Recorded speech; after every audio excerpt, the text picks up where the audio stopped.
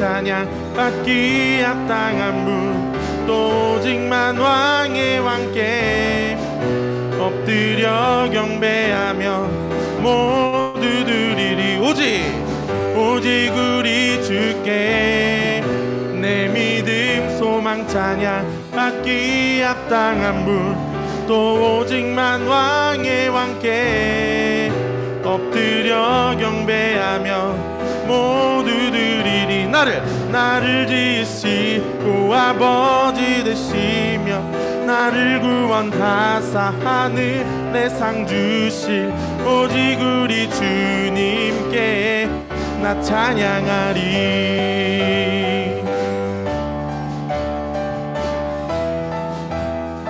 나는 주만 높이리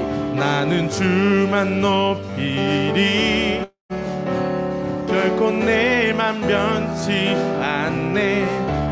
세상 모든 권세 모든 영광 십자가 앞에 다 버리고 나의 충성과 내 헌신 내 모든 소망 오직 예수 나무에 달려 죽으신 그분께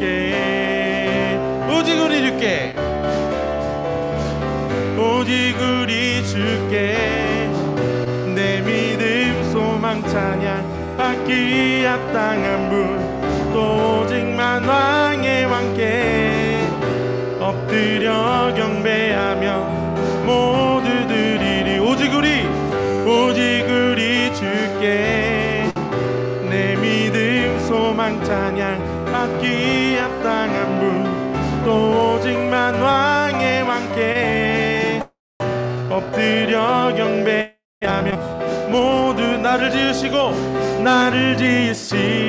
아버지 되시며 나를 구원하사 하늘에 상 주신 오직 우리 주님께 나 찬양하리.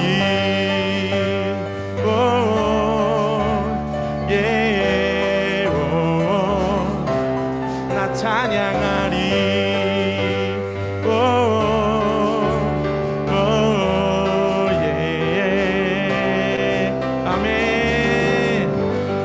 아멘.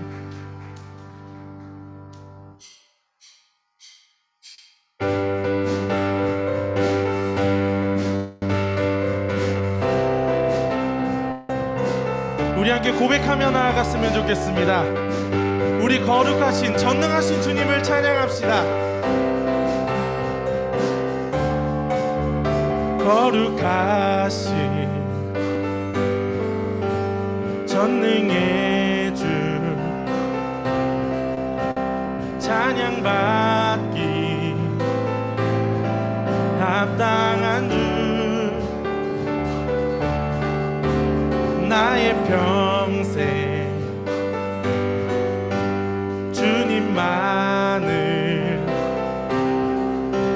사랑하며 따르리라. 찬양하며 경배해 귀하신 만왕의 왕 주님 앞에 엎드려 사랑하며 높이리. 찬양하며 경배해 귀하신 만왕의 왕 주님 앞에 엎드려 사랑하며 높이리. 나의 일생을 주만 위해 살리라. 아멘. 우리 함께 다시 묵상하며 찬양합시다. 거룩하신 전능의 주 찬양받기 합당한 주 나의 평생 주님만을 사랑하며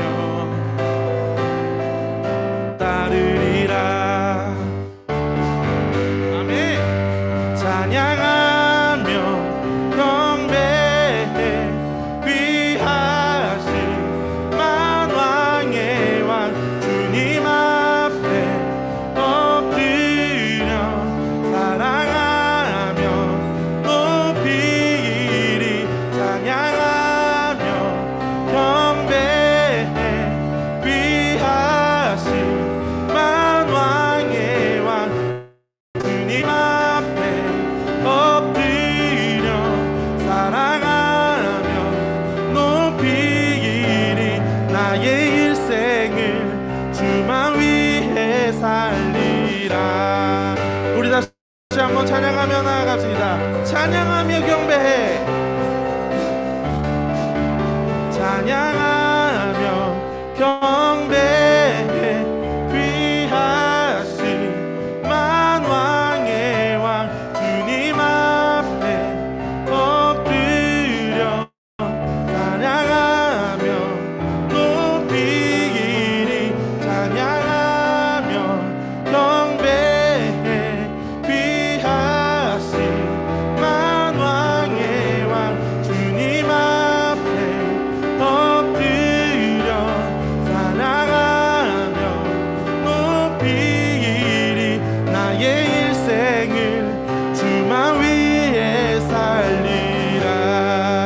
나의 일생을, 나의 일생을 주만 위해 살리라. 아멘. 나의 일생을 우리 주님께 바치며 나아가는 우리 중고등부 되길 원합니다. 할렐루야.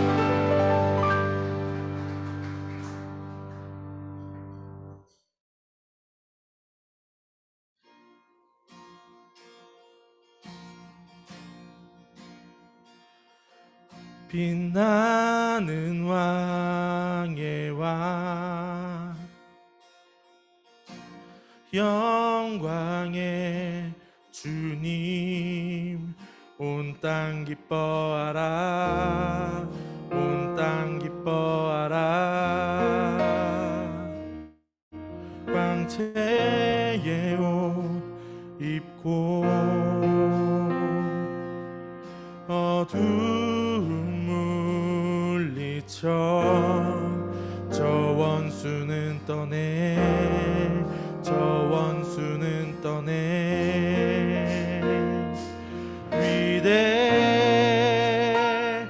위대하신 주 찬양의 위대하신 주 모두 알게 되리라. 위대하신 주. 아멘.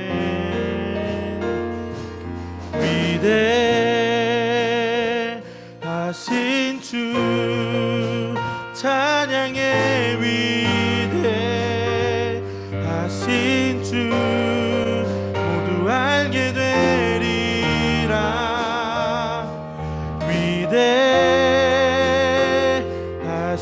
주. 우리 다시 고백합시다. 빛나는 왕의 왕, 빛나는 왕의 왕, 영광의 주님, 온 땅 기뻐하라, 온 땅 기뻐하라. 광채의 옷 입고, 광채의 옷 입고 어두움 물리쳐 저 원수는 떠내, 저 원수는 떠내. 위대하신 주, 위대하신 주 찬양의 위대하신 주 모두 알게 되리라.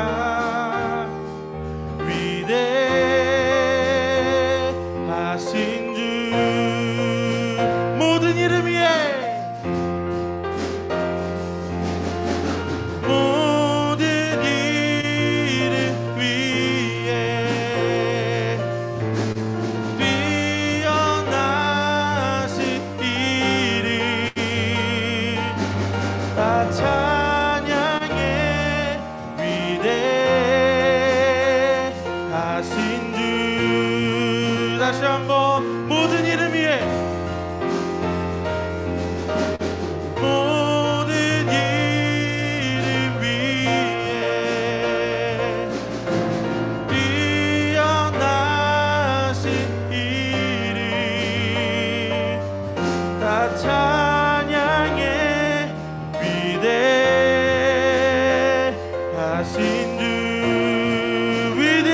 주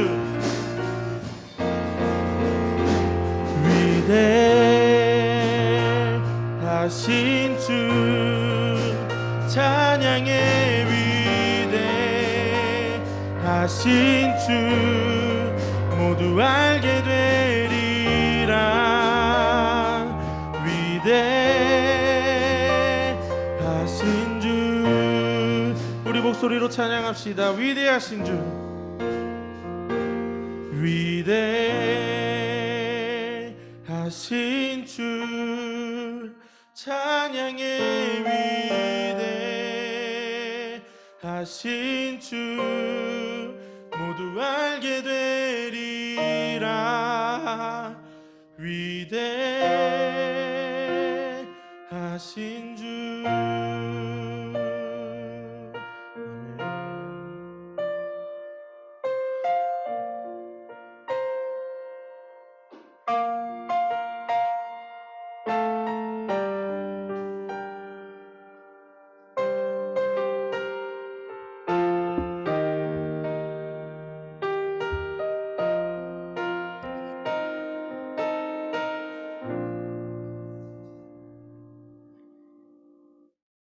하나님 감사합니다. 오늘 이렇게 또 모여서 함께 예배드릴 수 있게 하시면 감사드립니다.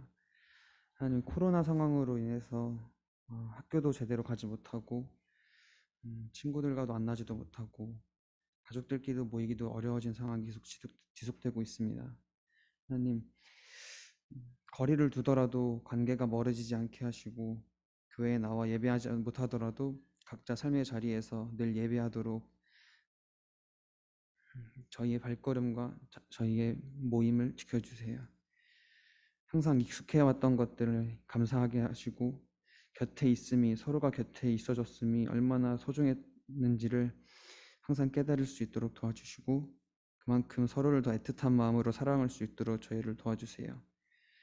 여러 의미에서 찬양하기 참 어렵다고 느낄 수 있는 상황입니다. 하지만 저희가 저희의 입을 여는 것을 잊지 않도록 하시고 모든 사람들이 서로 힘든 만큼 서로에게 상처를 줄 수 있지만 그 분노를 스스로나 남을 다치지 않게 하시고 현명하게 해결할 수 있도록 저희에게 지혜를 허락해 주세요.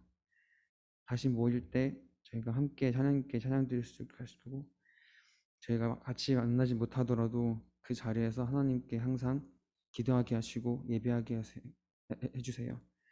감사드리며 예수님 이름으로 기도드렸습니다. 아멘.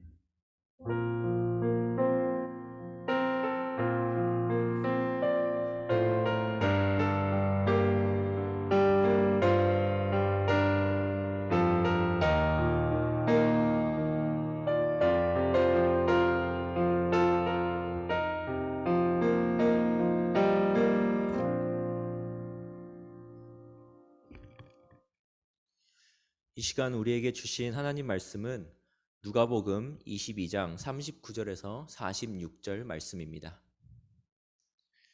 신약 누가복음 22장 39절에서 46절 말씀을 함께 저와 여러분이 교독하도록 하겠습니다. 제가 먼저 읽고 여러분이 그 다음 절을 읽어주세요. 찾으셨나요?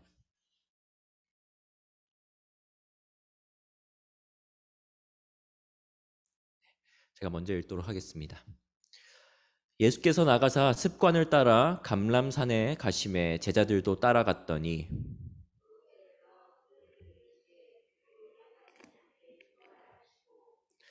그들을 떠나 돌 던질 만큼 가서 무릎을 꿇고 기도하여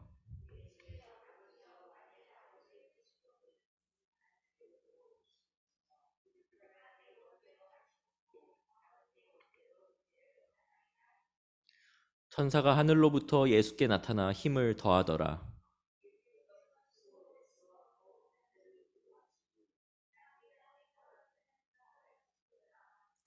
기도 후에 일어나 제자들에게 가서 슬픔으로 인하여 잠든 것을 보시고, 다 함께 읽겠습니다.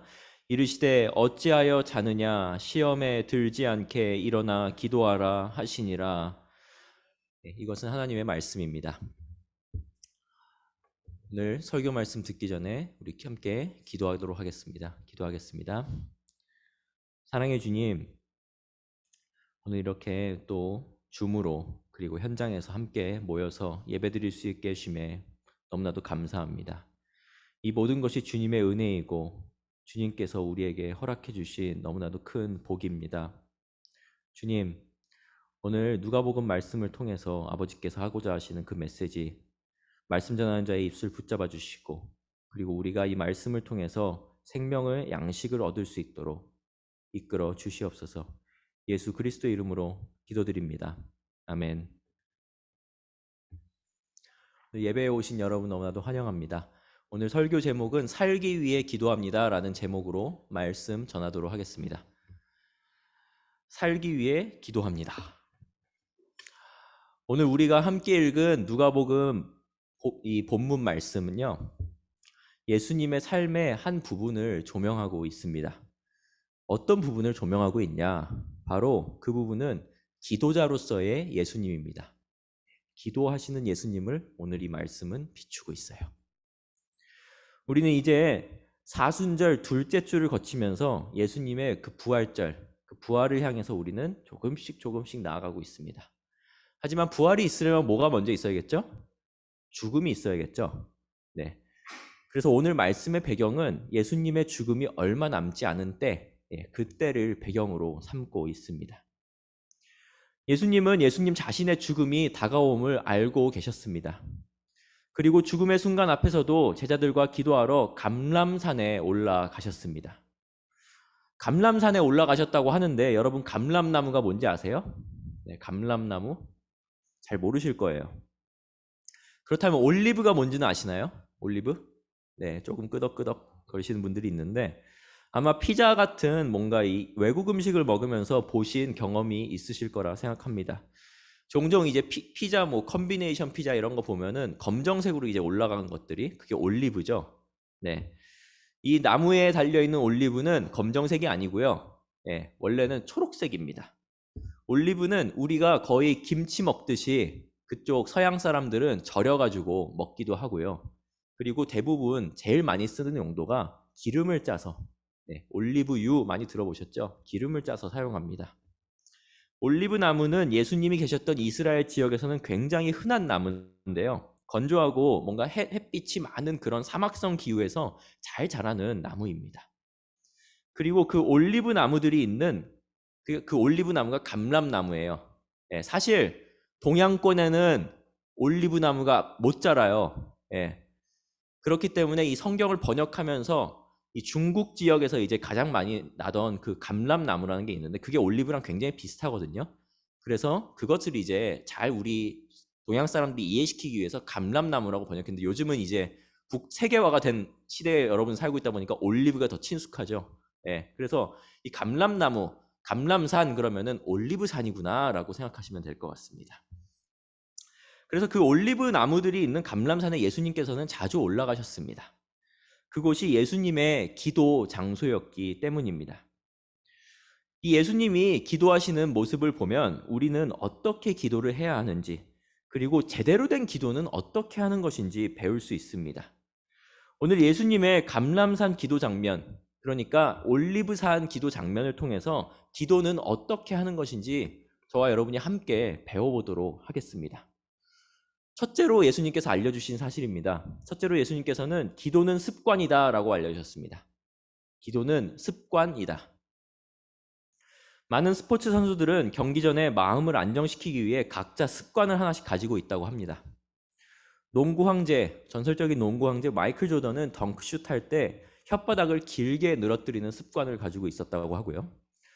지금은 살아있는 전설이 된 육상 선수 우사인 볼트는 경기 전 뭔가 기도를 하면서 특이한 제스처를 취하는 그런 습관이 있었고, 그리고 우리나라의 수영의 하나의 한때 이제 황제라고 불렸던 박태환 선수는 경기 전 헤드폰을 쓰고 그리고 음악을 듣고 그런 습관이 있었고, 그리고 지금도 야구장을 보면은 야구 선수들은 뭔가 이게 장갑을 조이거나 뭔가 이게 배트로 땅에 이제 선을 긋는 듯한 그런 동작으로서 그런 습관을 가짐으로써 뭔가 이 선수들이 굉장히 긴장되는 순간에 경기에 임할 때 제 실력을 발휘할 수 있는 그러한 하나의 뭔가 루틴이 된 거죠. 저와 여러분에게 그런 반복적인 루틴, 반복적인 일은 어떤 의미인가요? 아마 아침에 일어나서 힘들게 아침 꾸역꾸역 먹고, 저도 그렇게 삽니다. 그리고 공부하고 점심 먹고 또 다시 공부하고 집에 가고 학원 가는 것처럼 반복해서 뭔가를 한다는 것이 그저 매일 비슷한 지루한 일일지도 모릅니다.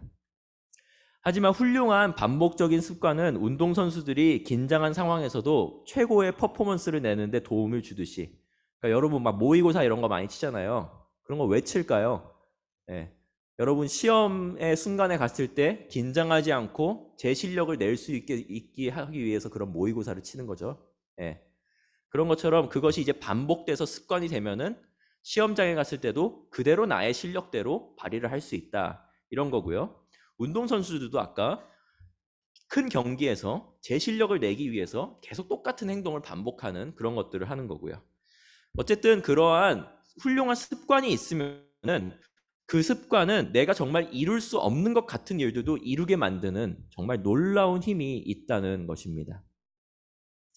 정말 우리에게는 가지면 좋은 여러 가지 훌륭한 습관이 있지만 오늘 예수님께서는 우리에게 가장 중요한 습관인 기도하는 습관을 보여주셨습니다. 예수님께서는 어떤 습관을 보여주셨다고요? 기도하는 습관. 오늘 말씀 39절을 다시 한번 읽어보도록 하겠습니다. 39절 말씀 띄워주시겠어요?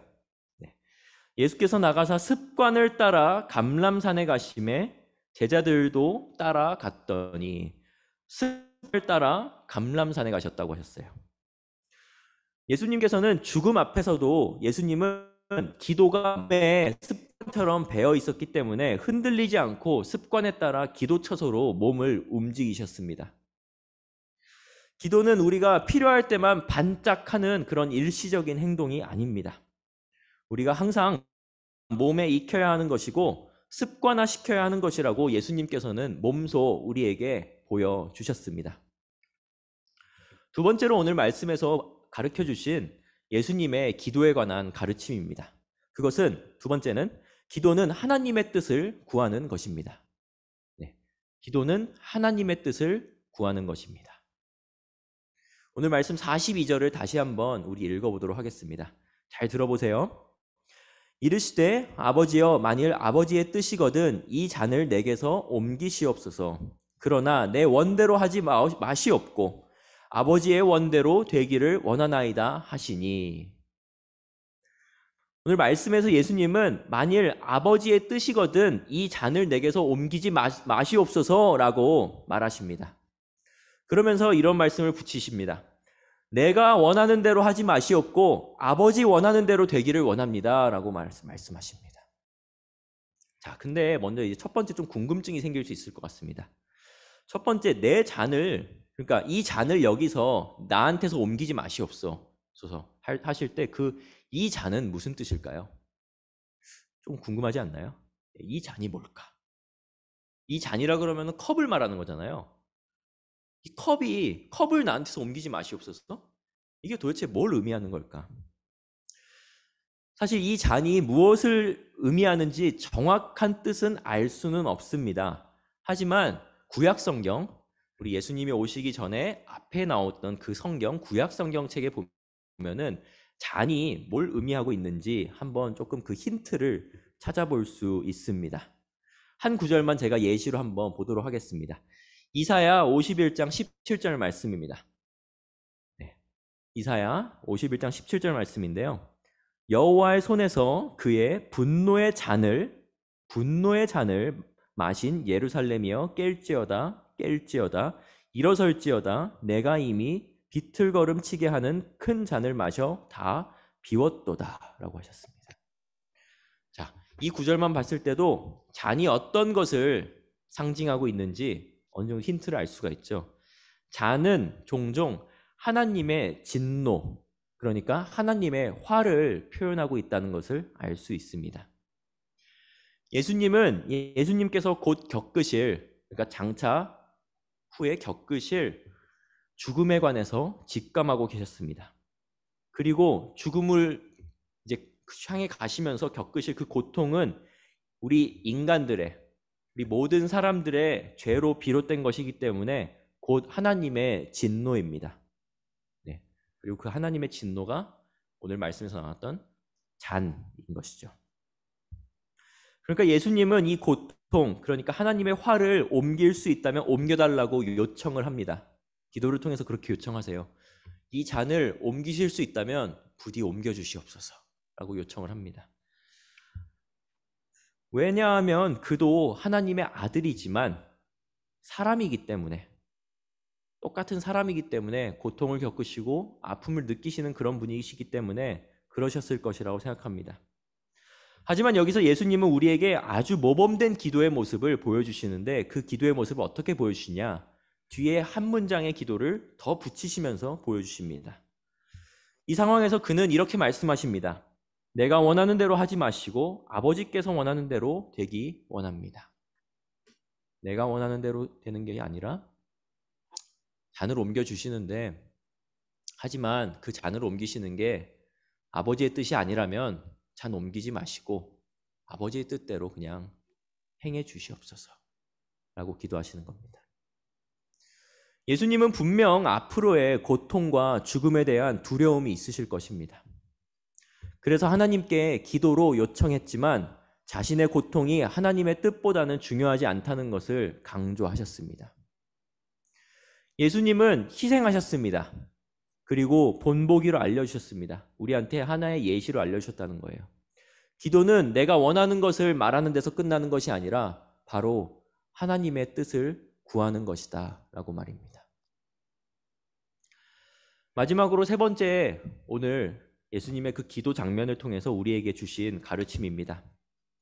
마지막으로 세 번째는, 기도는 얻기 위해서 하는 것이 아닌, 그러니까 뭔가를 얻기 위해서 하는 것이 아니라 실패하지 않기 위해서 하는 것입니다. 조금 뭔 말이지? 싶을 수도 있습니다. 기도는 뭔가 얻기 위해서 하는 것이 아니라 실패하지 않기 위해서 한다. 제가 이거를 좀 차근차근 설명을 해보겠습니다. 이 부분이 오늘 조금 이해하는데 조금 힘들 수도 있는데 제가 최대한 여러분한테 잘 설명을 해보도록 하겠습니다. 최근 제 아내가 읽는 책 제목을 봤는데요. 흥미로운 제목의 책이었습니다. 아무래도 요즘 육아를 열심히 하고 있거든요. 제 아이가 이제 100일이 지났어요. 그래서 여러분 못 본 사이에 꽤 많이 컸습니다. 네. 그래서 육아에 관련된 책을 읽고 있었는데 그 책 제목이 이런 책 제목이었습니다. French children don't throw the food. 그러니까 이게 뭔 뜻이냐? 프랑스 어린이들은 밥상에서 음식을 던지지 않는다. 네. 그러니까 그런 거잖아요. 뭐 우리 어른들이 네 밥상머리에서 예절 지켜야 된다. 뭐 이런 거 많이 하잖아요. 네, 그런 뜻인 것 같아요. 프랑스 어린이들은 밥상에서 음식을 던지지 않는다. 제가 아내한테 이 제목이 좀 흥미로워서 무슨 책이냐고 좀 물어봤습니다. 근데 이렇게 말하더라고요. 저자가 미국 사람인데 미국인의 시선으로 프랑스의 육아와 미국의 육아 방식을 비교해서 적은 책이라고 말해줬습니다. 쉽게 말하면은 미국 애들은 크면서 막 음식도 던지고 뭐랄까 우리 옛날 표현으로 치면은 막 버르장머리가 없다 그러죠. 네, 밥상에서 버르장머리가 없는 행동들을 많이 하는데, 그래서 제가 미국에서 공부를 좀 오래 했거든요. 그때 여러분 유학하다 보니까 진짜 음식 잘 던져요. 그래서 여러분 막 미국 고등학생 영화 이런 거 보셨는지 모르겠지만 음식 막 던지고 그런 막 푸드 파이트 하는 장면들 가끔 영화에서 나오고 그러거든요. 근데 진짜 음식 잘 던지긴 합니다. 근데 그런 행동들을 막 미국 애들은 많이 하는데 왜 프랑스 애들은 예의가 바르지? 라는 생각에서 관찰하고 육아 방식을 써내려간 책이라고 합니다. 그리고 이 책에서 한 가지 내용이 좀 나온 게 있었는데 그 부분을 아내가 조금 인상 깊었다고 저한테 말해준 내용이 있습니다. 그 내용은 바로 밸런스에 관한 내용이었습니다. 밸런스는 우리가 흔히 말하는 뭐 요즘 이런 말 많이 쓰네요. 워라밸, 네, 워크 앤 라이프 밸런스죠. 그러니까 일과 삶의 그 균형이 잘 맞는 것. 그러니까 그 균형, 그 밸런스를 말하는 것입니다. 그래서 그 균형에 대해서 어떻게 이 책은 얘기하고 있냐? 저자는 이렇게 말합니다. 미국인들에게 균형이라는 의미는 뭔가 A라는 일과 B라는 일이 있으면은 이 둘 다를 잘 해내는 것이 균형이라고 생각하는데 프랑스인들이 생각하는 균형은 다르다고 말합니다. 프랑스인들이 생각하는 균형은 어떤 영역이 다른 영역을 침범하지 않도록 하는 게 균형이라고 합니다. 조금 잘 이해되세요? 다시 한번 제가 쉽게 풀어서 설명해 보겠습니다. 그러니까 미국인들은 예를 들면 뭐 일과 가정이 있으면은 일과 가정에서 모두 다 성공적인 성취를 거둬야지만 그게 잘해내는 게 균형이다라고 말하는 것인데, 프랑스인들에게 만약 일과 가정이 있다면은 둘 다 성공적으로 뭔가 해내는 그런 여부와 관계없이 한쪽이 다른 한쪽을 침범하지 않고 집어삼키지 않으면은 균형이 맞는 것이다라고 말하는 것입니다. 그러니까 미국인들에게는 뭔가 이 결과 중심적인 사고가 있는 것이죠. 네, 그죠? 결과에 초점이 맞춰서 그 결과에 관해서 균형이 맞는다, 맞지 않는다의 여부를 판단한다고 하면, 프랑스인들은 결과와 관계없이 뭔가 한쪽이 과대해져서 다른 한쪽에 영향을 주지만 않으면은 균형이 맞는다고 생각한다는 것입니다. 굉장히 좀 사고 자체가 다르죠? 비슷한 것 같은데. 그리고 프랑스인들의 사고는 뭔가 우리 몸속의 영양소와 비슷한 개념입니다. 여러분 이제 슬슬 배가 고파지는 시간일 텐데, 여러분 제가 음식을 여기서부터 여기까지 쫙 준비를 해놨는데, 아무리 제가 많은 음식을 준비해놨다고 하더라도 여러분이 가진 위의 사이즈가 있잖아요. 네. 여러분 뭐 먹방 하는 사람들처럼 뭐 다 쓸어 먹을 수 있고 그런 위가 가진 사람이 보통 사람들은 아니잖아요. 네. 보통의 그 위를 가지고 있으면은 거기서 먹을 수 있는 음식의 양이 한도가 돼 있는데, 내가 만약에 건강한 식단이라고 한다면은 탄수화물도 먹고 단백질도 먹고 과일도 먹고 그리고 뭐 채소도 먹고 해야지 그것을 골고루 내 위에 이렇게 흡수를 시켜야지 건강한 식단이잖아요. 근데 만약에 내가 고기만 좋다고 고기만 꽉 채우거나, 아니면 탄수화물만 좋다고 탄수화물만 채우거나, 과일 좋다고 과일만 채운다거나, 이러면은 이게 하나의 음식이 다른 영양소를 침범을 시키는 거죠. 그러면은 이 프랑스인들의 사고에서는 저거는 균형이 맞지 않은 건데? 라고 본다는 것입니다. 제가 뭔가 여러분 좀 더 실생활에 와닿는 예시로도 설명을 해보겠습니다. 공부와 체육이 있다고 한번 해봅시다. 공부와 체력. 미국식 사고는 공부랑 그 체육을, 그러니까 체력 관리를 둘 다 성공적으로 잘하면은 그게 미국식으로 생각으로 균형이 잘 맞는 삶이에요. 그런데 프랑스식 사고는 그렇지 않다는 거죠. 프랑스식 사고는 이제 둘 다 성공적으로 하는 그 여부와 관계없이 뭔가 한쪽으로 공부가 체력의 영역을 침범하거나 뭔가 체육 활동이 공부의 영역을 침범하지만 않으면 균형이 잘 맞는다는 생각인 거예요. 그러니까 프랑스인의 생각으로서 이제 그 균형이 안 맞는 것은 이런 거죠. 공부를 너무 열심히 해가지고 공부만 열심히 해가지고 내 체력이 완전 망가지는 경우, 그러면은 균형이 깨지는 거죠. 아니면은 반대로 생각하면은 체육만 너무 열심히 해가지고 공부할 시간을 맨날 자고 있는 거, 네, 그거 균형이 깨진 거죠. 그러니까 이제 그 어떠한 결과의 여부에 관계없이 균형을 뭔가 한쪽에 이제 잡아삼키지 않고 뭔가 한쪽을 넘어가지 않으면은 그것이 균형이 맞는 거라는 게 프랑스인의 균형이라는 거예요. 좀 이해가 되시죠, 이제? 저는 이 이야기를 듣고 나서 오늘 말씀을 다시 읽으니까 예수님 말씀이 좀 다르게 다가왔습니다. 그전에는 안 보였던 게 좀 보이더라고요. 예수님께서 제자들에게 기도하라고 말씀하시는 문장이 오늘 말씀에서 두 군데 나와요. 네. 근데 그 두 문장을 제가 한번 읽어보겠습니다. 띄워주실래요? 예수님께서 이렇게 말씀하십니다. 첫 번째로 유혹에 빠지지 않게 기도하라. 유혹에 빠지지 않게 기도하라. 그리고 두 번째로 시험에 들지 않게 기도하라. 예수님이 기도하라는 이유는 마치 프랑스인들이 생각하는 균형에 대한 생각과 굉장히 닮았습니다. 예수님은 뭔가를 내가 얻기 위해서, 뭔가 결과를 성취하기 위해서 기도하라고 말씀하시는 것이 아니라 유혹에 빠지지 않고 그리고 시험에 들지 않게 기도하라고 말씀하십니다. 그러니까 우리에게는 영적인 건강과 육적인 건강이 있어요. 그 두 가지의 균형을 맞추는 게 굉장히 중요하거든요. 근데 예수님께서는 이 영적인 건강, 그러니까 이것이 무너지면은 다른 쪽도 다 무너진다는 것을 알고 계시면서 너희가 무너지지 않기 위해서 기도하라. 너희가 시험에 들지 않기 위해서 기도하라 라고 말씀하셨지 너희가 뭔가를 얻기 위해서 기도하라 라고 말씀하시지 않았다는 거예요. 다시 한번 반복해 정리해보면 이렇습니다. 예수님께서는 뭔가 얻기 위해서 기도하라고 말씀하시지 않으셨습니다. 기도는 삶의 균형이 무너지지 않기 위해서, 실패하지 않기 위해서 하는 것입니다. 다른 말로 하면 죽지 않기 위해서 하는 것입니다. 기도가 우리가 하는 분야에 있어서 뭔가 성공적인 결과를 보장해 주지는 않습니다. 왜냐하면 기도는 좋은 결과를 얻기 위해서 하는 것이 아니라 결과를 하나님께 맡기기 위해서 하는 것입니다. 지금 이 사고를 여러분 잘 이해하셔야 돼요. 내가 정말 주님 시험 잘 보게 해주세요. 주님 뭐 잘 되게 해주세요. 뭐 부자 되게 해주세요. 뭐 이런 기도를 하는, 결과론적인 기도를 하는 게 아니고 나의 삶의 모든 결과를 맡기는 게 기도라는 거예요. 이해가 되셨죠? 예수님께서는 오늘 산에 오르셔서 기도하시는 모습을 통해 기도하는 것이 어떻게 해야 하는지 예수님의 몸으로 직접 알려주셨습니다.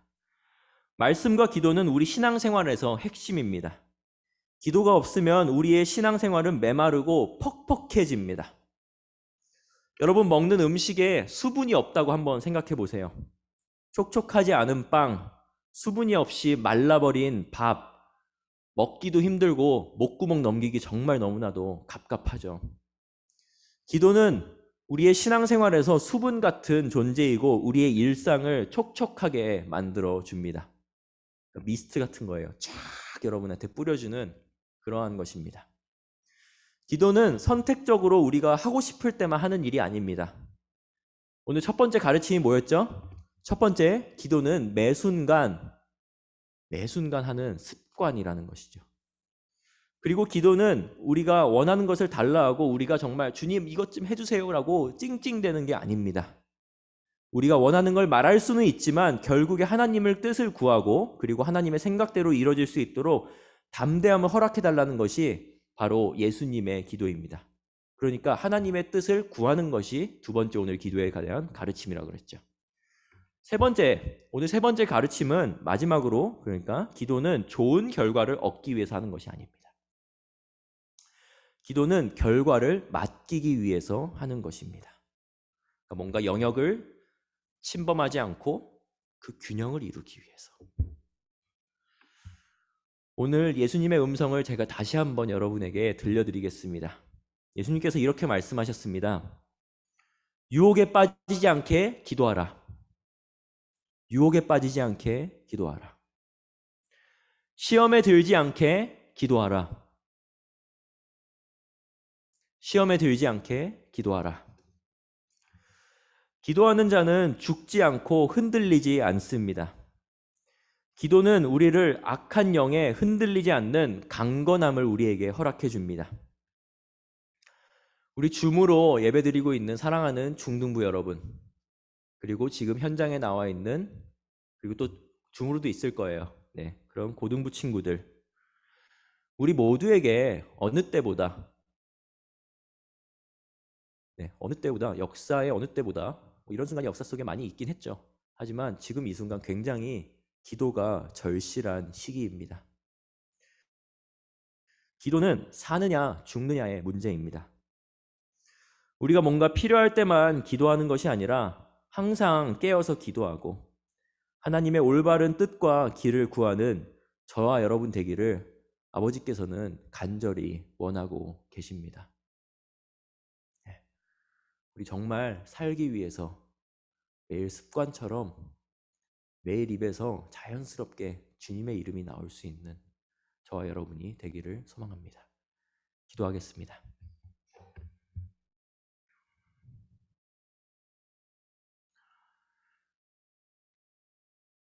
죽음의 순간 앞에서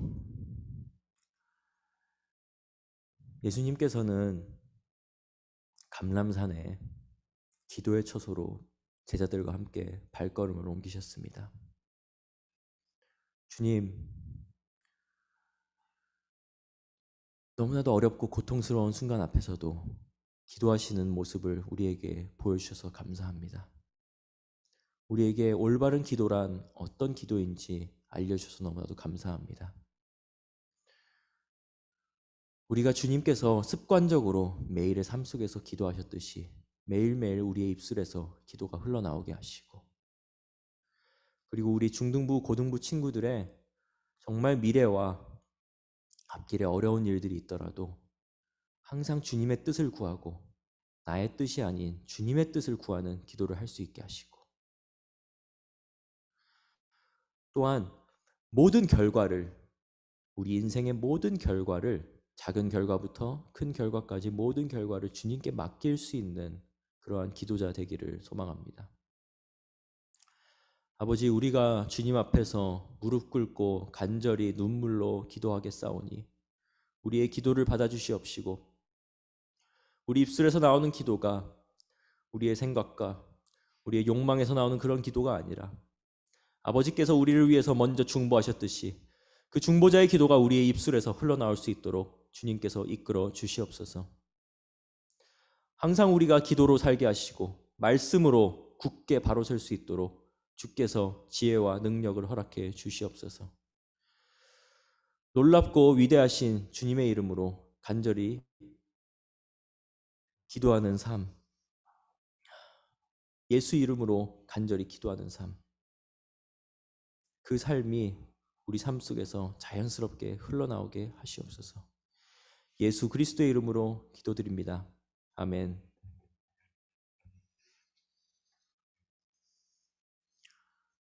다 함께 일어나셔서 아까 불렀던 찬양 위대하신 주를 함께 불러보도록 하겠습니다. 오늘 결단 찬양입니다.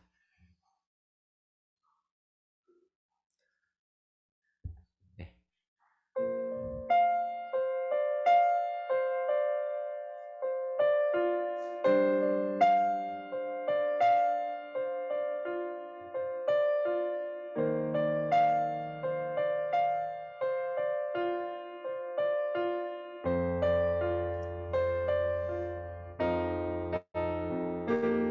빛나는 왕의 왕, 영광의 주님, 온 땅 기뻐하라, 온 땅 기뻐하라. 광채의 옷 입고 뜸 물리쳐 저 원수는 떠내, 저 원수는 떠내.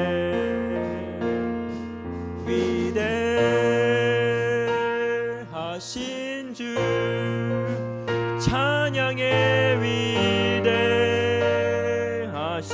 주 모두 알게 되리라. 위대하신 주, 위대하신 주, 위대하신 주 찬양의 위대하신 주 모두 알게 되리라. 위대하신 주 모든 이름 위에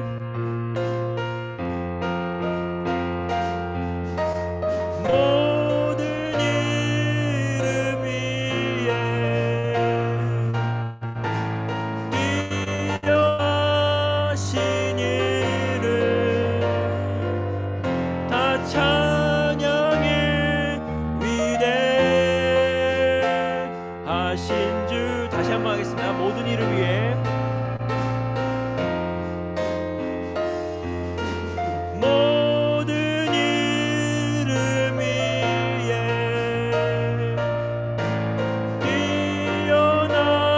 뛰어나신 이름 다 찬양해. 위대하신 주. 제가 고등학교 때 이 찬양을 처음 들었어요. 여러분 나이 때 제가 집회 가가지고 이거 원래 원작자가 크리스턴 린이거든요. 네, 굉장히 유명한 밴드인데 거기 집회 가가지고 크리스턴 린 집회에서 처음 찬양 듣고 굉장히 눈물로써 기도했던 그런 생각이 많이 납니다. 여러분 가사 한번 좀 잘 생각하면서 선생님이 이 찬양 선곡하셨는데 위대하신 주가 어떤 분이고 그리고 그 이름이 어떤 이름인지 좀 생각하면서 우리 다시 한번 좀 불러봤으면 좋겠습니다. 우리 처음부터 다시 한번 불러볼게요. 빛나는 왕의 왕.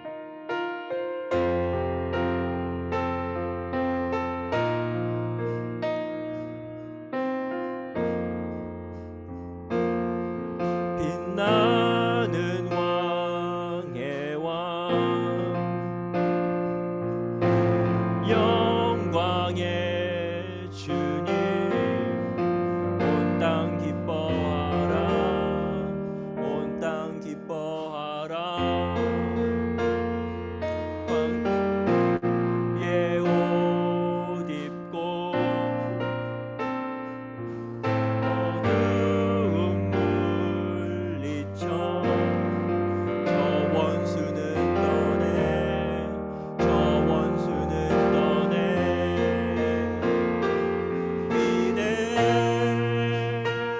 위대하신 주 찬양의 위대하신 주 모두 알게 되리라.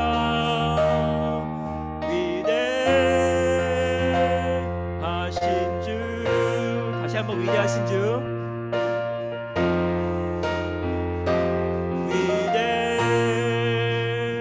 위대하신 주 찬양의 위대하신 주 모두 알게 되리라. 위대하신 주 모든 이름 위에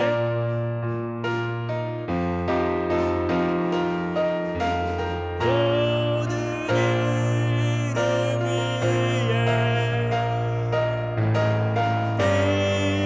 뛰어나신 이름 다 찬양해. 위대하신 주 모든 이름 위에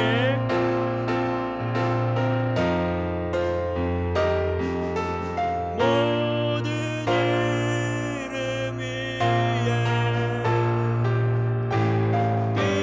뛰어나신 이름 다 찬양해. 위대하신 주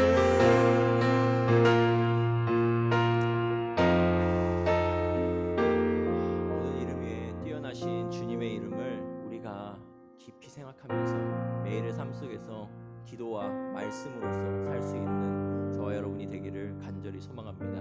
오늘 주기도문함으로 오늘 예배 마치도록 하겠습니다. 주기도문 하겠습니다. 하늘에 계신 우리 아버지, 아버지의 이름을 거룩하게 하시며 아버지의 나라가 오게 하시며 아버지의 뜻이 하늘에서와 같이 땅에서도 이루어지게 하소서. 오늘 우리에게 일용할 양식을 주시고 우리가 우리에게 잘못한 사람을 용서하여 준 것 같이 우리 죄를 용서하여 주시고 우리를 시험에 빠지지 않게 하시고 악에서 구하소서. 나라와 권능과 영광이 영원히 아버지의 것입니다. 아멘.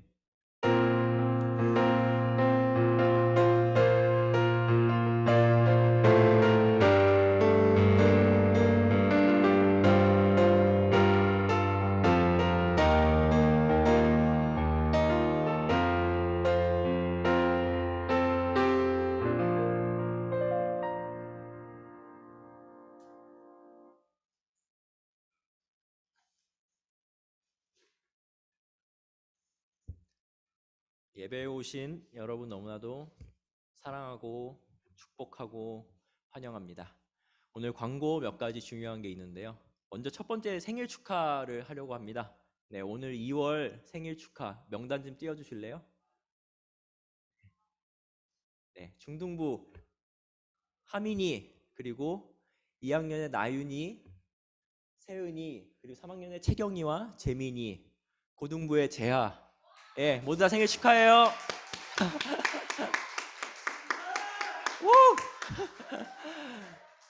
아마 만나서 그래도 이렇게 좀 박수 치고 그러니까 좀 너무 좋네요. 네. 두 번째 광고는요. 저희 오늘 기도회 관해서 말씀 제가 전했잖아요. 네, 오늘 이번 주 한 주 우리 좀 함께 기도하는 주간으로 삼고자 합니다. 그래서 제가 이번 한 주 동안 여러분한테 하나의 챌린지를 좀 하려고 해요. 그래서 제가 매일 아침에 말씀 조금과 그리고 오늘 기도해야 될 것을 올려드릴게요. 그래서 그 말씀을 여러분 한번 이번에는 필사를 해보세요. 써보세요. 길지 않을 거거든요. 그 말씀을 똑같이 써주시고 그리고 그 말씀을 생각하고 제가 올려드린 그 기도 제목을 기반으로서 한 주 동안 기도하는 시간 우리 함께 해봤으면 좋겠습니다. 그래서 그 말씀 필사한 것을 여러분의 여기 중등부도 지금 보고 계시죠? 잘 들으세요. 카톡방에 말씀 필사한 거 여러분 글씨 좀 못 써도 괜찮습니다. 그게 중요한 게 아닙니다. 그걸 사진 찍어서 올려주세요. 그래서 한 주 동안 여러분의 우리 말씀 묵상에 그 힘을 함께 모아서 나눌 수 있었으면 좋겠습니다. 그래서 제가 이거에 대한 좀 더 상세한 것은 오늘 카톡방에 더 제가 자세하게 올려드리도록 하겠습니다. 세 번째입니다. 세 번째도 굉장히 중요한 광고입니다. 3월 28일에 성례주일이라고 합니다. 성례주일. 이것을 이제 이때 원래 세례와 입교가 예정되어 있는데요. 지금 이제 작년에 우리 고1 친구들 입교했었죠? 그죠? 그리고 세례 아직 못 받은 친구들도 있을 수도 있어요. 중등부 중에서도. 그래서 세례 받고 싶은 사람 있으면 담임 선생님께 꼭 말씀해 주시고요. 그리고 여러분이 입교 대상자다. 입교는 이제 만 15세 이상이 받을 수 있습니다. 만 15세 이상 중에서 입교를 받고 싶다 하면은 그것도 담임 선생님께 말씀드려 주세요. 저한테 좀 이런 질문을 가끔 하시는 분이 있더라고요. 유아 세례와 입교의 차이가 뭐냐? 유아 세례가 어릴 때 하는 건데 그게 의미가 있는 거냐? 이런 질문을 하는 사람이 있더라고요. 아세요, 여러분? 왜 하는지 유아 세례? 유아 세례는 제가 그냥 오늘 짧게 설명드릴게요. 유아 세례는 성경에 유아 세례는 없어요. 네, 좀 놀라운 사실이죠. 성경에 유아 세례가 없어요. 근데 왜 유아 세례를 하냐? 창세기에 이스라엘 백성들이 이제 보면은 어머니가 아버지가 이제 부모가 신앙이 있으면은 아이들에게 할례를 줘요. 할례. 네. 할례가 이제 일종의 지금으로 말하는 포경 수술 같은 건데 할례를 준단 말이에요. 어릴 때. 그것이 신앙의 증표로서 내가 이 신앙을 내 자녀들에게 계승하겠다는 의미로 할례를 준단 말이에요. 그 할례의 상징을 따라서 우리는 유아 세례 전통을 가지고 있는 거예요. 그래서 유아 세례를 받는 것이고, 그리고 여러분이 성인이 될 때쯤, 이제 교회에서는 그걸 만 15세로 정했는데 만 15세 될 때쯤 나의 신앙이 생겼고, 그리고 내가 아버지 앞에서 예수 그리스도를 나의 구주로 고백하는 그것에 이제 나의 입술로 할 때쯤, 그것을 이제 다시 좀 유아 세례를 다시 한번 이렇게 갱신한다는 의미에서 입교를 하는 거예요. 그러니까 이 둘 다 중요한 겁니다. 다른 교회 중에서, 기독교 중에서 세례를 2번 하는 교회도 있긴 해요. 네, 하지만 그거는 이제 우리의 전통은 아니고요. 네, 우리 장로교회의 전통은 아니고요. 우리는 유아 세례를 받고, 그리고 유아 세례를 받은 사람들은 입교를 받고, 그리고 혹시 유아 세례를 받지 않고 자랐던 사람들은 바로 세례를 받습니다. 그러니까 이 결과는 다 똑같습니다. 네, 제가 조금 설명이 됐는지 모르겠네요. 그러니까 이 세례는 굉장히 이 교회에서 중요한 겁니다. 여러분, 다시 살아난다는, 다시 내가 생명으로 살아난다는 그런 의미예요. 그러니까 여러분 꼭 세례 여부 확인하시고 담임 선생님께 말씀해 주세요. 그리고 오늘 중등부는 온라인으로 모임, 소그룹 공각 공부가 있고요. 고등부는 없습니다. 그리고 오늘 선생님들은 오후 4시에 줌으로 성경 공부가 있습니다. 네, 선생님들도 열심히 공부하십니다. 그러니까 여러분도 공부하시고, 우리가 평생에 함께 성장하는 그런 관계입니다. 우리가 계속 양육하고 뭐 그런 것도 있지만, 지금은 우리 선생님들이 여러분이 양육하고 있지만 우리가 일생에서 계속 함께 성장하는 관계거든요. 그러니까 우리 함께 또 공부할 수 있었으면 좋겠습니다. 이상 공지사항 다 마쳤고요. 네, 우리 서로 담임선생님들 오늘 예배 참석하신 분들은 꼭 담임선생님 만나서 인사 나누고 가시고, 그리고 줌 즐겁고 행복한 교제 되시길 바랍니다. 네, 우리 또 만나요, 여러분. 안녕.